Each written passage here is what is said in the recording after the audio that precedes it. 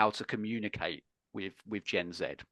And I've had these challenges, right? If I think about some of the young talent I had also working in a hybrid environment, right? That presents different challenges as well around how we communicate, how we engage, what works for one person, what doesn't work for another.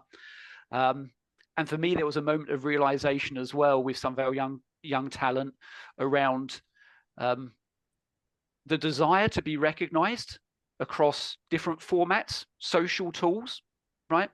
The way I used to receive gratitude and thanks was a handshake, a telephone call in person, right? Perhaps today there's also the sentiment that we receive that gratitude in other ways through social tools, and that can be as powerful for certain individuals and generations as that in-person thank you, right?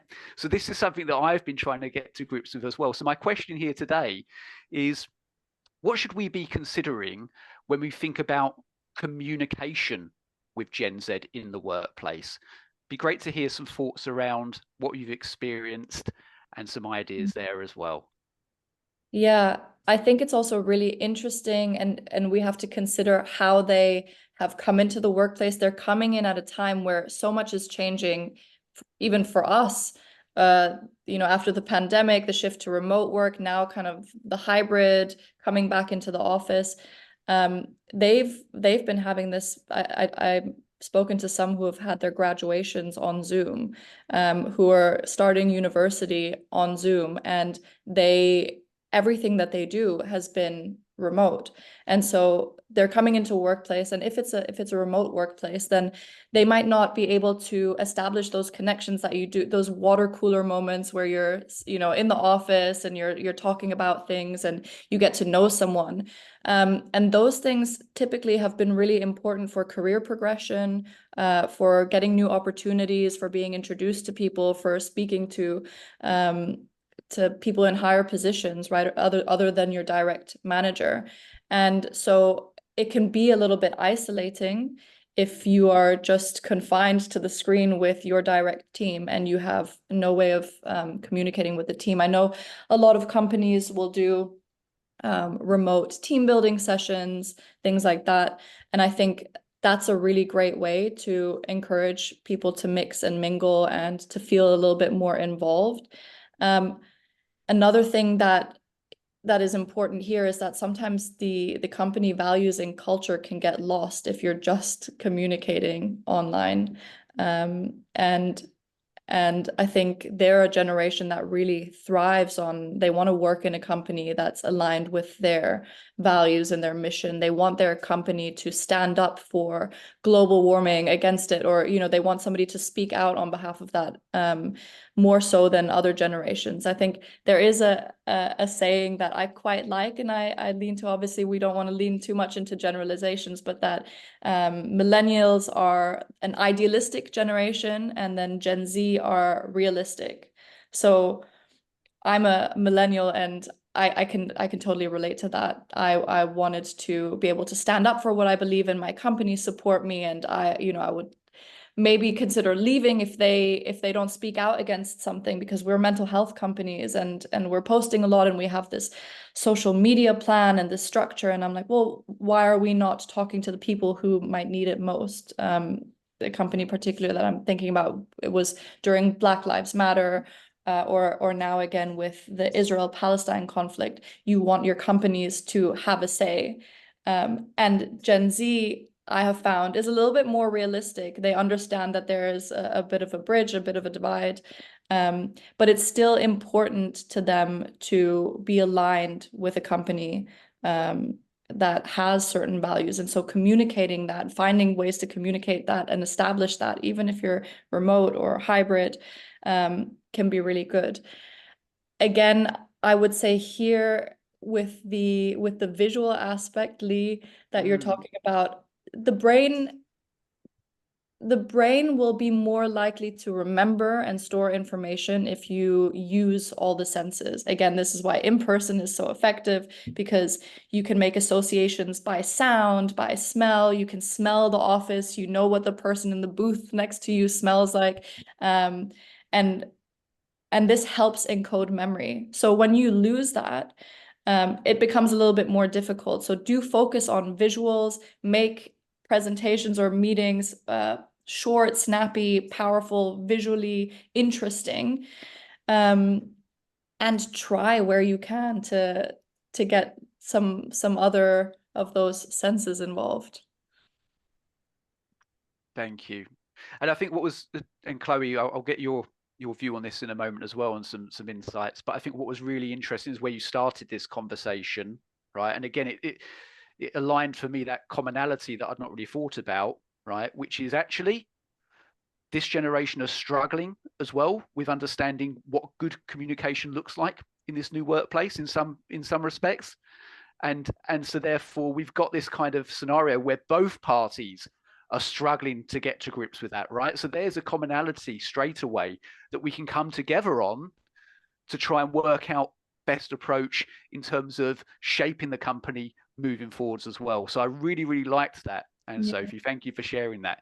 Chloe, let's yeah, thanks, Anne-Sophie. I'm really I'm learning a lot about the brain in this webinar and through my chats with you. So I hope we can continue those because it's just fascinating. And you know, the penny just dropped there. In person is so much better, I think. And this is, you know, one of the challenges with hybrid working that Jen said is not having those one-to-one interactions or even observing business taking place. So hearing a senior colleague on the phone negotiate a deal or handle a conflict, all of these learnings are super important and really how we grow in our careers. So I'd really encourage opportunities for young people to come into the office to meet with the team. Maybe not every day because I know we're in a hybrid world, but in-person interactions are fantastic. And also there is, you might be surprised to learn that the rates of reported severe loneliness amongst young people today are on par with the elderly generation. So we often think of loneliness in terms of older people that maybe live alone or aren't able to leave the house as often or aren't as involved in the community anymore through work. Actually, young people today are very isolated, and I think this remote working maybe can contribute to that. And on that point, we often think about communication in terms of sending messages out and saying things and putting things out. But listening is also a very important part of communication. And a lot of the young people I work with are really pleasantly surprised that I'm actually interested in them, that I want to know what they think, that I want to know what their dreams are. And particularly for the young graduates I work with, there's a sense of no one takes me seriously on my team. No one cares about what I think, so I just disengage. And that makes me really sad. And I think about how much untapped potential there may be with GenZ employees that isn't really coming to the forefront because they aren't given the opportunity to really share.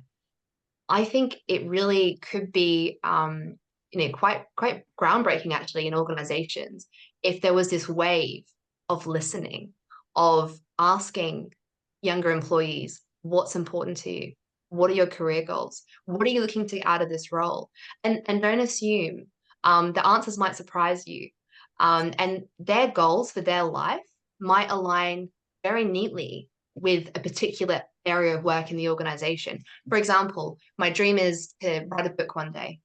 Oh, wow. So we should get you working on more projects where you're practicing and honing your writing skills. You will see a huge increase in engagement if you can align the young person's personal goals with the team goals. And so they can understand, yeah, it's hard when you're at the bottom or when you're starting out. You've got to do some work that isn't the most enjoyable part of the organization. But if they can see and visualize how what they're doing now is going to get them to a brighter future, and that does a huge it's a huge improvement to well-being and also engagement with work.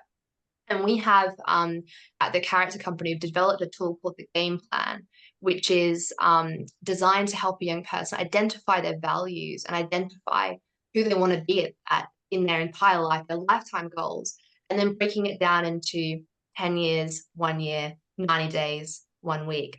And we've really seen a lot of the young people that have been using this tool, just their energy is like, oh, okay, I've got a plan. I know where I'm going. I know who I want to be. And, you know, I think it would be so wonderful to have maybe a team do that. Like, could you as a manager or as a leader sit down with some young people through their game plans and or even, you know, if not using our app, just doing it yourself. You might find that a lot of their dreams are dreams that you had at their age. And you know, it's really rewarding. I find it really rewarding as a mentor to be able to witness and see the hopefulness of youth, and actually really inspires me. So you might be inspired as well. But to summarize, you know, I think, you know, communication is also about listening. And when young people feel heard and supported and understood, they feel like they belong and that they matter, that their contribution matters. So that maybe they will put that extra hour in at the end of the day, or maybe they will sign up for that extra course because they know the people around them are interested in their personal development and where they're going in life. Love that. Thank you, Chloe. Really appreciate that.